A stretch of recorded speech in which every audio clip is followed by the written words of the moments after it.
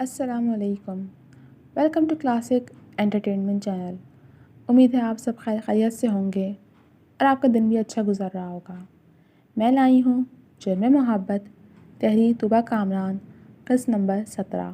لیکن اس سے پہلے اگر آپ نے ہمارے چینل کو سبسکرائب نہیں کیا تو جلدی سے سبسکرائب کر دیجئے اور بیل آئیکن کو بھی پریس کر دیجئے تاکہ ہمارے چینل پہ آنے والی تمام ویڈیوز آپ کو سب سے پہلے پڑھنے اور سننے کو مل سکیں. تو چلیں اب شروع کرتے ہیں جرم محبت تحریر طوبیٰ کامران قسط نمبر 17. معمولات زندگی سب کے اپنے ڈگر پہ رواں دواں تھی. شام و سحر ہر کسی کے بھاگتے دوڑتے گزر رہے تھے. اس بھاگتی دوڑتی زندگی میں ایک خوشی تہمینہ کو تیسرے بیٹے کی پیدائش کی صورت میں ملی تھی. منہاج بہت خوش تھا اور اسی خوشی میں اس نے مٹھائی تقسیم کی تھی. جہاں سلطان کی موت کو 2 ماہ گزر چکے تھے وہیں سکندر نے اب سب کچھ اپنے ہاتھ میں لیتے ہوئے اپنے اور منہاج کی پہچان بدل ڈالی تھی. اس نے اپنے تمام آدمیوں سے کہہ دیا تھا کہ اب وہ سکندر کو کوبرا اور منہاج کو کنگ کہیں گے. وہ واقعی کوبرا ناگ بن چکا تھا جو دھیرے دھیرے اس کو ڈسنے والا تھا. وہ اب سے سکندر کا رائٹ ہینڈ تھا. تہمینہ کا بھی بیٹا ہو چکا تھا تو سکندر اب مزید وقت برباد کر کے اور انتظار نہیں کر سکتا تھا. اس نے اپنے پلان پر عمل کرتے ہوئے منہاج کو اس طرح مکھن میں سے بال کی طرح نکالنا تھا کہ اس کو شک نہ ہو. یعنی کہ اب منہاج اور تہمینہ کی بربادی اور زوال کے دن شروع ہو چکے تھے. صحیح معنوں میں ان کی زندگی کی سب سے بڑی آزمائش آنے والی تھی جس سے وہ بے خبر تھے. باخدا شعور ایک کڑی آزمائش ہے، آگہی کے درد بڑے بے باک ہوتے ہیں. سکندر نے اپنے پلان پہ عمل کرتے ہوئے پہلے تو کافی اختیارات منہاج کے ہاتھ میں دے دیے. اس وقت منہاج کے پاس اتنا پیسہ آ گیا تھا کہ شاید ہی اس نے ساری زندگی کمایا ہو. یہ سب سکندر کی ہی مرہون منت تھا. اس کا زیادہ وقت اس کے ساتھ کلب میں گزرتا تھا. منہاج جو نہ تو شراب کا شوقین تھا نہ ہی اس کو شباب سے دلچسپی تھی اور جوا بھی وہ کبھی کبھی ہی کھیلتا تھا، مگر سکندر نے بہت غیر محسوس طریقے سے اس کو ان سب کی لت لگا دی. وہ شراب پینے کے ساتھ جوا بھی کھیلنے لگا تھا. جوئے کی بازی میں وہ کبھی لاکھوں کی رقم ہار جاتا تو کبھی ہزاروں کی رقم جیت جاتا. سکندر اس کے ڈرنک میں کوئی ایسا محلول ڈلوا کر دیتا جس سے اس کا ذہن بری طرح سن ہو جاتا. منہاج کو پتہ ہی نہیں چلتا کہ وہ کیا کر رہا ہے. اسی سن ہوتے دماغ کے ساتھ وہ جوا کھیلتا اور لاکھوں کی رقم ہار جاتا، مگر وہ یہ سب بالکل بھی محسوس نہیں کر پا رہا تھا. جوئے کی لت ختم ہونے کے بجائے دن بدن بڑھتی جا رہی تھی. اس لت میں مبتلا وہ برسوں کی کمائی ہوئی کافی رقم صرف چند مہینوں میں ہار چکا تھا. پہلے گاڑی گئی ہاتھ سے اور پھر گھر بھی اس نے گروی رکھ دیا. کچھ عرصے بعد وہ بھی اس جوئے کی لت میں وہ ہار چکا تھا. تہمینہ نے اس کو کافی سمجھایا، روکا، مگر اب اس پہ کسی بات کا کوئی اثر نہیں ہوتا تھا. پیسہ ختم ہوا تھا تو نوبت فاق و تکان پہنچی تھی. بچوں کا اسکول ختم ہو گیا، ہر طرح کی عیاشی مٹی ہو گئی. محل جیسے گھر سے وہ بہت چھوٹے سے گھر میں آ گئے تھے. وہ بھی سکندر نے ہی دیا ہوا تھا اور ایک بائک بھی اس کو دے دی تھی. 2 بچے بڑے تھے مگر تھے تو بچے ہی نہ. ان کی خواہشیں اور فرمائشیں ہوتی تھیں. تہمینہ ان کو بہلا پھسلا کر چپ کروا دیا کرتی تھی. وہ بچے جو ہر وقت گھومنے پھرنے، مہنگے قیمتی کپڑے پہننے، مہنگے مہنگے کھلونوں سے کھیلنے کے عادی تھے، اب جب کچھ بھی ان کے پاس نہ رہا تھا تو وہ بے تنہا چڑچڑے ہو گئے تھے. ایک چند ماہ کا بچہ جس کی بھی بنیادی ضروریات پوری نہیں ہو رہی تھیں وہ بیمار رہنے لگا تھا. آپ چھوڑ دیں یہ سب، خدارا کچھ کام کر لیں. تہمینہ اپنی سی کوشش سے منہاج کو سمجھانے میں لگی رہتی تھی، لیکن وہ ایک کان سے سن کر دوسرے سے نکال دیتا. اس نے سلطان کے قتل کے بعد دکان تو پہلے ہی بیچ دی تھی، بقول اس کے کہ اس سے جڑی کسی بھی چیز کو میں اپنے پاس ہرگز نہیں رکھوں گا. اتنا سب کچھ ہو جانے کے بعد بھی اس کی عقل پہ پڑے پردے نہیں ہٹ رہے تھے. وہ اب بھی یہی سمجھتا تھا کہ سکندر اس کے ساتھ مخلص ہے. یوں تو اس نے منہاج کو ہر کام سے علیحدہ کر لیا تھا، مگر اس کو شک نہ ہو وہ اس کو چند ہزار روپے دے دیا کرتا تھا. پھر منہاج خود بھی اس سے رقم بطور قرض لینے لگا تھا، کیونکہ جوئے میں ہارنے کے لیے تو اب اس کے پاس کچھ بھی نہیں بچا تھا. ہاں، جیت تو اب شاذر و نادر ہی مقدر ہوتی تھی. اس روز بھی وہ تہمینہ کے لاکھ منع کرنے کے باوجود کلب آیا تھا اور نہ جانے کیا سوچ کر اس نے جوئے کی بازی کھیلنے کا ارادہ کیا تھا. سوچ لو کنگ، اگر ہار گئے تو اتنی رقم کہاں سے دو گے؟ سکندر نے اس کو روکنا چاہا. جیت بھی تو سکتا ہوں، اپنے سن ہوتے دماغ کو قابو کرتے ہوئے اس نے کہا تھا، جس پہ سکندر شاطرانہ مسکراہٹ چہرے پر سجائے کندھے اچکاتے ہوئے تھوڑے فاصلے پر جا کر بیٹھ کے تماشا دیکھنے لگا. یہی تو وہ چاہتا تھا اور جو وہ چاہتا تھا اس کی حسب منشا ہو رہا تھا. میز پہ رکھی لاکھوں روپے کی گڈیاں دیکھ کر منہاج کے دل میں لالچ آ گیا اور بنا سوچے سمجھے وہ بازی کھیلنے بیٹھ گیا، مگر نتیجہ وہی ڈھاک کے 3 پات۔ اس بازی میں بھی وہ بری طرح ہار بیٹھا۔ اپنا سر ہاتھوں میں گرائے وہ تعصب کا شکار لگ رہا تھا۔ میری رقم دو مجھے جو تم ہار گئے ہو۔ جیتنے والا شخص اس سے رقم کا مطالبہ کر رہا تھا۔ ہاں ہاں میں دے دوں گا۔ اپنی بری ہوتی حالت کے باعث اس کے منہ سے بے ربط جملے ادا ہو رہے تھے۔ جلدی کرو، میری رقم مجھے ابھی کے ابھی دو، وہ آدمی تقریباً چیختے ہوئے بولا۔ سکندر جو فاصلے پہ بیٹھا یہ سب دیکھ رہا تھا، شیطانی مسکراہٹ لیے اٹھ کر ان کے قریب چلا آیا۔ تمہاری رقم میں دے دیتا ہوں، صبر کرو۔ اس نے اس شخص کو تسلی دی جس پہ وہ سر ہلا گیا۔ اس کو اپنی رقم سے غرض تھی، اب وہ جس سے بھی ملتی۔ سکندر نے وہاں موجود اپنے آدمی سجاول کو آنکھ کے اشارے سے پیسے لانے کو کہا، جس پہ وہ گردن کو خم دے کر وہاں سے چلا گیا۔ چند لمحوں بعد وہ ایک بیگ کے ساتھ واپس آیا اور لا کر وہاں رکھی میز پہ رکھ دیا۔ یہ لو تمہاری مطلوبہ رقم، اٹھاؤ اور چلتے بنو۔ سکندر نے میز پہ رکھے بیگ کی طرف انگلی سے اشارہ کرتے ہوئے اس شخص سے کہا۔ اشارہ پاتے ہی اس شخص نے بیگ کو کھول کر دیکھا۔ اس میں 5-5 ہزار کی کئی گڈیاں تھیں۔ چہرے پہ مسکراہٹ سجائے وہ شخص بیگ اٹھا کر باہر نکل گیا۔ بہت شکریہ کوبرا، آج بھی آپ نے میری مدد کی۔ اگر آج آپ نہیں ہوتے تو نہ جانے میں کہاں سے لاتا اتنی رقم۔ اس شخص کے جانے کے بعد منہاج ممنون ہوتا ہوا عاجزی سے بولا، کوئی بات نہیں، بے فکر رہو، سب سود سمیت وصول کروں گا۔ اس کے کندھے پہ ہاتھ رکھ کر وہ دھیرے سے بولا۔ منہاج نے ناسمجھی سے اس کی طرف دیکھا۔ سود سمیت وصول؟ ارے ہاں نا، آخر مجھ سے جو قرضہ لیا ہے وہ واپس بھی تو کرو گے ہی نا۔ اس کے کندھے سے ہاتھ ہٹا کر اس نے پیٹھ موڑ کے اپنی پشت پہ ہاتھ باندھ لیے۔ مگر میں کیسے؟ اس کے چہرے پہ تو ہوائیاں اڑ رہی تھیں۔ اوہو، بے فکر رہو، ابھی نہیں مانگ رہا تم سے۔ خیر، کل تم نے مال لے کر جانا ہے۔ اس کے پریشان ہونے پہ وہ بہت آرام سے اس کو تسلی دیتا کام سونپ گیا۔ ہاں میں لے جاؤں گا۔ وہ ایک دم خوشی سے کھل اٹھا۔ کتنے عرصے بعد سکندر اس کو کوئی کام سونپ رہا تھا، وہ کیسے انکار کر دیتا۔ تہمینہ منہاج کی اس روش سے بہت پریشان رہنے لگی تھی۔ اس کے خود کے پاس نہ تو تعلیم تھی، نہ ہی کوئی ہنر جس کے بلبوتے پر وہ کچھ کر سکتی۔ میں اپنے بچوں کو ایسے روتا بلکتا اور سسکتا نہیں دیکھ سکتی۔ مجھے کوئی گھر ڈھونڈ کر کام کرنا چاہیے۔ دل ہی دل میں مسلم ارادہ کرتے ہوئے وہ صبح کا انتظار کرنے لگی۔ منہاج سے تو اس نے کوئی بھی توقع رکھنی چھوڑ ہی دی تھی۔ وہ اس بات کا ذکر بھی اس سے نہیں کرنا چاہتی تھی، مگر یہ بات چھپا بھی نہیں سکتی تھی، سو اس کے واپس آنے کا انتظار کرنے لگی۔ رات کے کسی پہر وہ واپس آیا تھا۔ بچے روتے بلکتے اب سو گئے تھے۔ اپنے چند ماہ کے بچے کو دودھ پلا کر اس کو بھی سلا چکی تھی۔ کل مجھے ڈیل ملی ہے، مال لے کر جاؤں گا، پھر اس سے کافی پیسے مل جائیں گے۔ اس نے آتے ہی ایک نظر بچوں پہ ڈالی، پھر تہمینہ سے مخاطب ہوا، میں کل سے کام ڈھونڈنے نکلوں گی۔ وہ اس کی بات کا جواب دیے بغیر اپنی بات کرنے لگی۔ وہ جو باتھ روم جا رہا تھا ایک دم سے رد سے پلٹ کر اس کی جانب آیا۔ کیا آپ گھروں میں کام کریں گی؟ ہاں تو اور کیا، میرے بچے پورا دن بھوکے رہتے ہیں، روتے ہیں، مجھ سے نہیں دیکھا جاتا ان کا رونا، وہ بغیر لگی لپٹی کے بولی۔ اس کی بات پہ اس نے گہرا سانس لیا۔ ٹھیک ہے، مختصر کہہ کر وہ دوبارہ باتھ روم کی جانب بڑھ گیا۔ حالات مختلف تھے اب، اس لیے نہ تو وہ روک پایا اور نہ ہی انکار کر سکا۔ اس کے یوں مان جانے پہ وہ حیران ہوئی تھی۔ اس کو لگا تھا کہ شاید منہاج اس کو روکے گا، منع کرے گا، یا پھر اتنا ہی کہے گا کہ آپ پریشان نہ ہو، نہ ہی ایسا سوچیں، میں جلدی کوئی کام دیکھ لوں گا۔ مگر اس کی سوچ کے برعکس وہ مان گیا تھا۔ اس نے کرب سے آنکھیں بند کر لیں۔ زندگی اب اتنی آسان نہیں تھی، یہ تو اس سے بھی زیادہ مشکل ہو گئی تھی جو وہ اپنے ماں باپ کے گھر گزار رہی تھی۔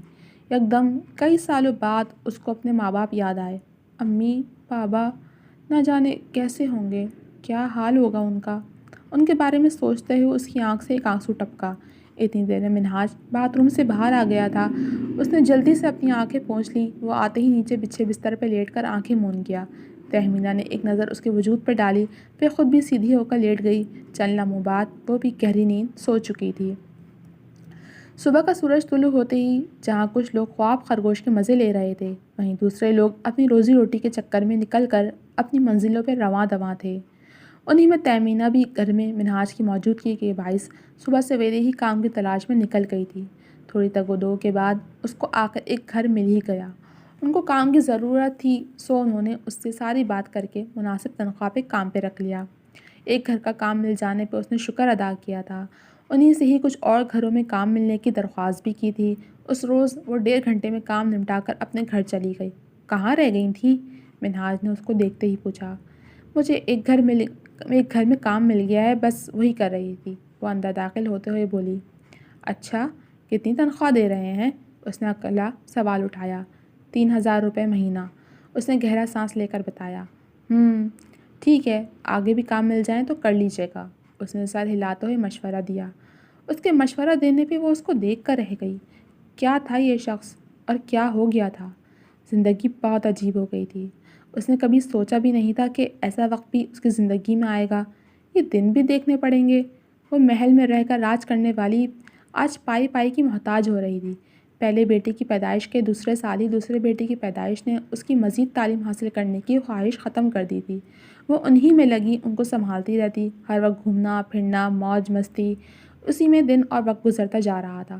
اس نے کبھی ایسا سوچا ہی نہیں تھا۔ اگر اس کو معلوم ہوتا کہ زندگی میں ایسے دن بھی آنے ہیں تو شاید وہ تعلیم حاصل کر لیتی یا کوئی ہنر ہی سیکھ لیتی، مگر اب کیا پچھتاوے ہو جب چڑیا چگ گئیں کھیت۔ اس کے آنے کے بعد منہاج جانے کی تیاری کر کے بائک پہ بیٹھ کر روانہ ہو گیا۔ سکندر کے پاس پہنچ کر اس سے ڈیلنگ کے معاملات ڈسکس کیے، پھر شام وہیں گزار کر رات کو وہ ٹرک لے کر نکل گیا۔ ہمیشہ کی طرح اس میں ڈرگز اور غیر قانونی اسلحہ تھا۔ ناکے پہ پولیس بھی موجود تھی، لیکن سکندر پہلے ہی اوپر بات کر کے معاملہ سیٹ کر چکا تھا، اس لیے راستے میں اس ٹرک کو بس سرسری سے چیک کر کے پولیس نے جانے دیا۔ اسلحے اور ڈرگ سے بھرا ٹرک بہت کامیابی سے اس کی مطلوبہ جگہ پہنچا کر منہاج بھاری رقم لے کر واپس آ گیا۔ سکندر نے کروڑوں کی رقم میں سے کچھ حصہ منہاج کو دے دیا۔ بجائے سنبھالنے کے منہاج نے لالچ میں آ کر اس رقم سے چند لاکھ روپے جوئے میں لگا دیے۔ قسمت اس روز اس پر مہربان تھی جو وہ جوئے میں لگائی ہوئی رقم جیت گیا۔ مبارک ہو کنگ، تم جیت گئے۔ اس کو لاکھوں کی گڈیاں سمیٹتا دیکھ کر سکندر نے اسے کندھے پہ تھپکی دی۔ ہاں دیکھ لو کوبرا، آخر میں بھی جیت ہی گیا۔ اس کے لہجے میں بے پناہ خوشی تھی۔ اس روز اس نے ارادہ کیا تھا کہ اس سے بچوں کو گھمانے لے جائے گا، ان کو مزے مزے کی چیزیں کھلائے گا، اچھے کپڑے دلوائے گا۔ رقم سے بھرا بیگ لے کر جس وقت وہ وہاں سے نکلا، شام ہو رہی تھی۔ وہ بائک اسٹارٹ کر کے گھر کی طرف روانہ ہو گیا۔ دل میں پھر لالچ سر اٹھانے لگا تھا۔ اگر میں کل پھر جوئے کی بازی لگاؤں تو اور رقم جیت جاؤں گا، میرے پاس پھر سے پیسہ ہی پیسہ ہوگا۔ بائک ٹریفک سگنل پر روکے وہ اپنے خیالوں میں گم تھا۔ اتنی دیر میں ٹریفک سگنل کھل گیا، اس نے بھی بائک چلا دی۔ وہ چند لاکھ روپوں کی رقم اس نے گھر پہنچ کر بہت احتیاط سے الماری میں رکھ کر تالا لگا کے چابی اپنے پاس رکھ لی۔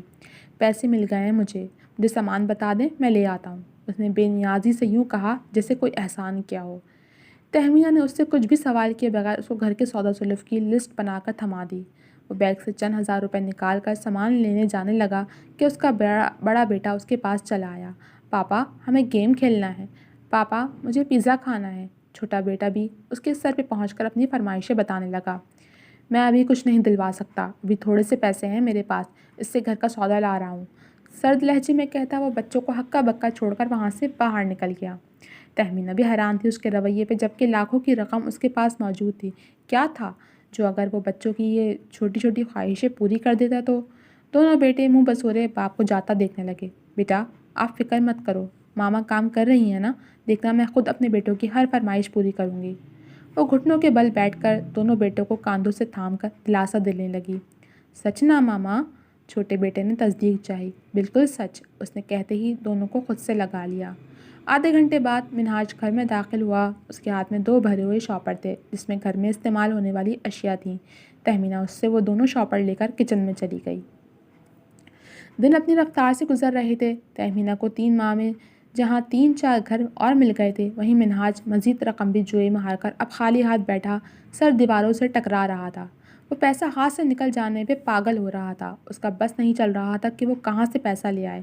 سکندر نے پلان کے مطابق اس کو ایک دفعہ پھر 2 ماہ بعد ٹرک لے کر بھیجا تھا، مگر اس بار وہ ڈرگ سے بھرا ہوا ٹرک پولیس کے ہاتھ لگ گیا اور پولیس نے اس کو فوری گرفتار کر کے وہ مال بھی ضبط کر لیا۔ جیل کی سلاخوں کے پیچھے بند منہاج بے انتہا پریشان تھا۔ سکندر کو اس معاملے کی خبر ہو چکی تھی۔ اس کو پولیس کے ہی ایک اہلکار نے اطلاع کر کے بتایا تھا۔ یہ سازش سکندر کی ہی رچائی ہوئی تھی جس میں وہ پوری طرح کامیاب ہو چکا تھا۔ وہ اہلکار بھی اس کے ساتھ ملا ہوا تھا۔ پلان کے مطابق اس نے منہاج کی ضمانت کروا لی، مگر اپنا مال ضبط ہو جانے پہ وہ اس سے بہت برہم ہوا تھا۔ کروڑوں روپے کی مالیت کا وہ مال پولیس کے ہتھے چڑھ گیا تھا، جس پہ اس نے یہ ظاہر کیا کہ اس کا نقصان ہوا ہے۔ اب تو اس نے منہاج پہ سے ہاتھ ہٹا لیا تھا۔ وہ اس کو اب 1 روپیہ بھی دینے کا روادار نہیں تھا، بلکہ الٹا اس سے اپنی رقم جو بطور قرض دی ہوئی تھی وہ مانگ رہا تھا۔ ساتھ ہی اس مال کی رقم کا بھی مطالبہ کر رہا تھا جس کے ضبط ہونے کی وجہ سے نقصان کا شکار ہوا تھا۔ دوسری طرف اس کا تیسرا بیٹا جو اکثر ہی بیمار رہتا تھا، جس کی وجہ سے تہمینہ کے ڈاکٹروں کے پاس چکر لگتے رہتے تھے اور اس کو کام سے چھٹی کرنی پڑتی تھی۔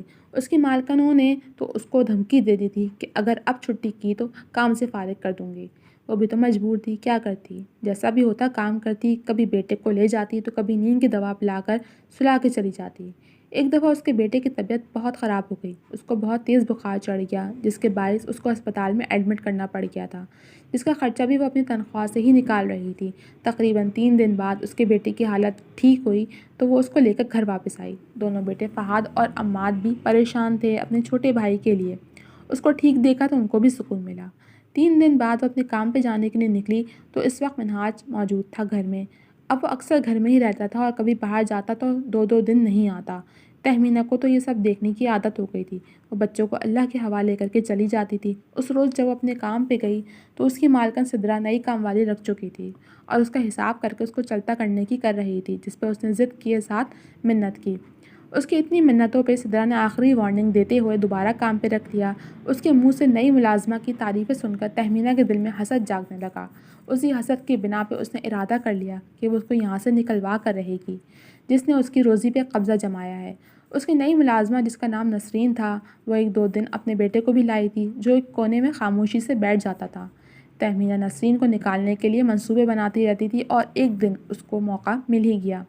سدرا کی ڈریسنگ ٹیبل پہ ایک سونے کی چین پڑی ہوئی تھی۔ اس نے محتاط نظروں سے ادھر ادھر دیکھ کے وہ اٹھا کر نسرین کی لٹکی چادر کے پلو میں باندھ دی اور تھوڑی ہی دیر بعد ٹھیک موقع دیکھ کر جا کے سدرا کو چپکے سے نسرین پہ جھوٹا الزام لگا کر چین کے بارے میں بتا دیا، جس پہ سدرا نے گھر جانے کے لیے چادر اوڑھتی نسرین کو آواز دے کر روکا، پھر اس کی چادر کی تلاشی لے کر چین برآمد کر لی۔ اس کو خوب باتیں سنا کر کام سے نکال دیا۔ تہمینہ کا مقصد پورا ہو چکا تھا۔ وہ اب سرشار تھی، مگر یہ بھول گئی تھی کہ اللہ کی لاٹھی بے آواز ہے، جب وہ پڑتی ہے تو انسان کہیں کا نہیں رہتا۔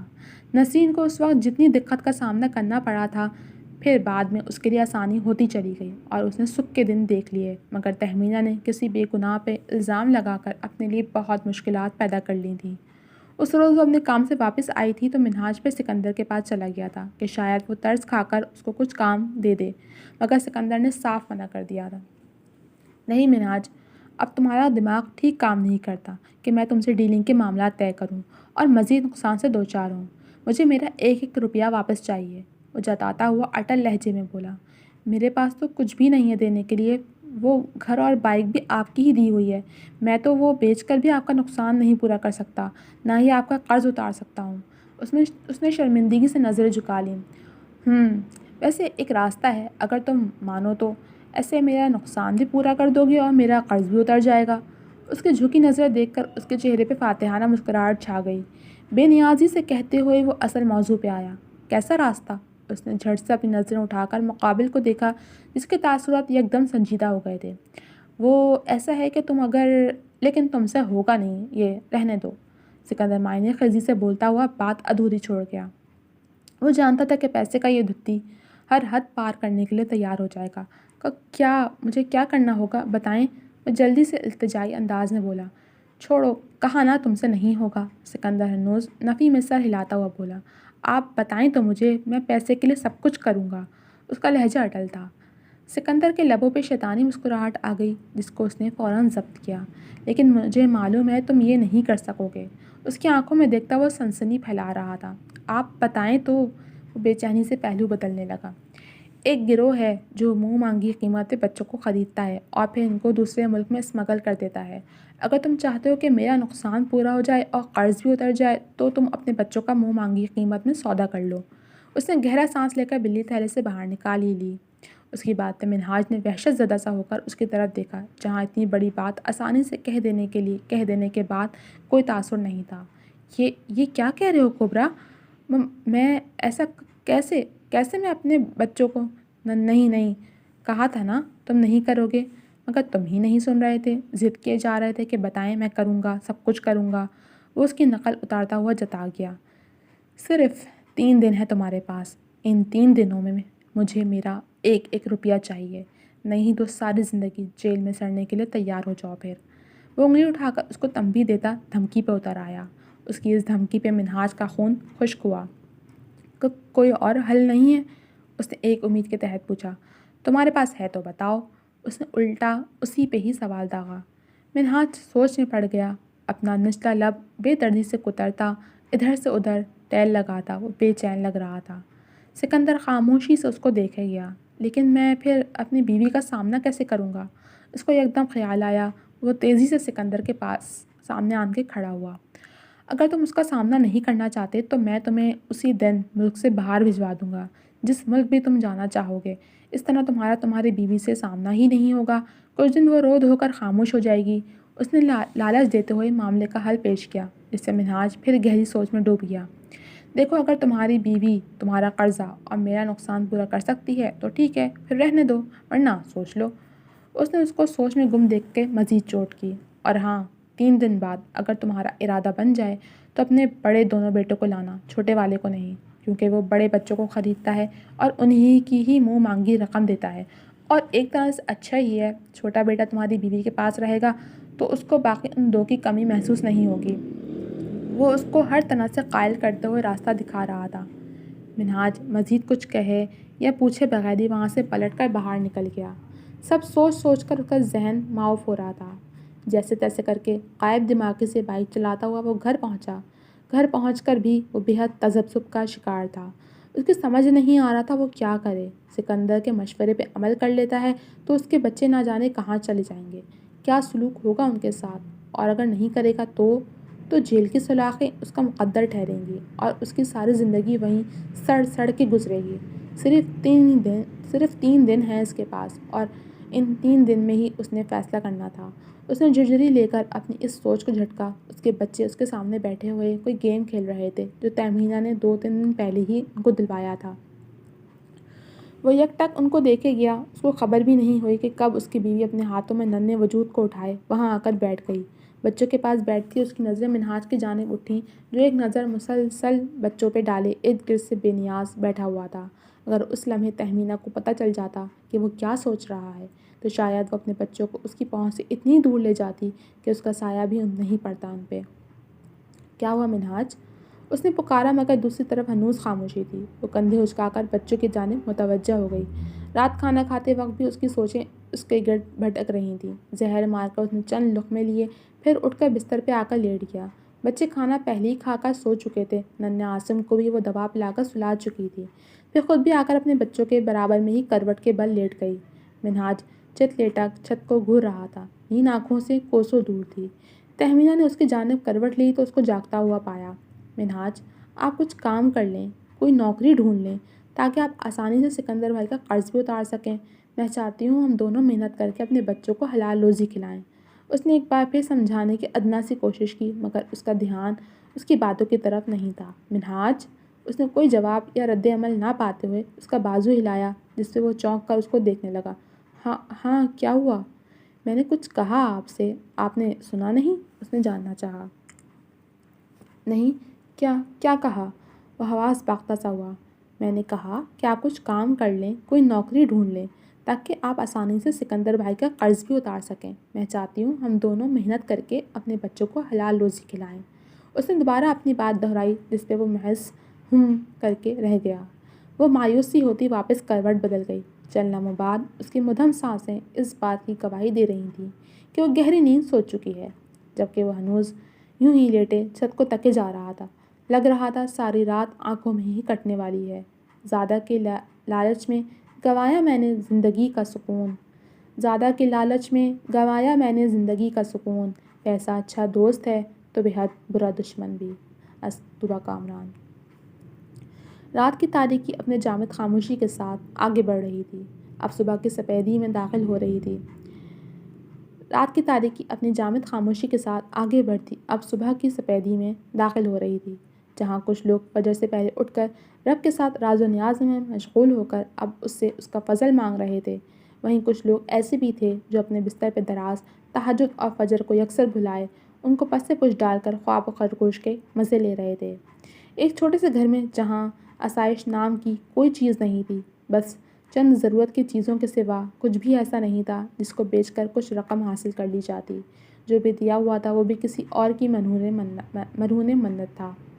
اس گھر میں موجود نفوس گہری پرسکون نیند سوئے ہوئے تھے۔ منہاج نے ایک نظر اپنے برابر میں لیٹی اپنی بیوی پر ڈالی، جو کروٹ کے بل لیٹی ایک ہاتھ اپنے گال کے نیچے، دوسرا ہاتھ اپنے ساتھ سوئے اس معصوم چند ماہ کے بچے کے اوپر رکھے سو رہی تھی۔ اسے تھوڑے فاصلے پہ ہی اس کے دونوں بیٹے بھی بے خبری کی نیند سو رہے تھے۔ سورج کی پہلی کرن کے ساتھ ہی ان کی صبح بھی ہونے والی تھی، مگر منہاج کی وہ رات پوری آنکھوں میں کٹی تھی۔ اس نے فیصلہ کر لیا تھا، لیکن اب بھی اس کا دل اس فیصلے پہ عمل کرنے کو راضی نہیں تھا۔ مجبوری حد سے سوا تھی۔ صرف 2 دن تھے اس کے پاس۔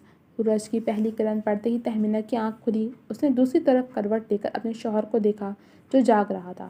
وہ بنا کوئی بات کے اٹھ کر بیٹھ گئی۔ میں نے سوچ لیا، میں کوئی نوکری ڈھونڈوں گا۔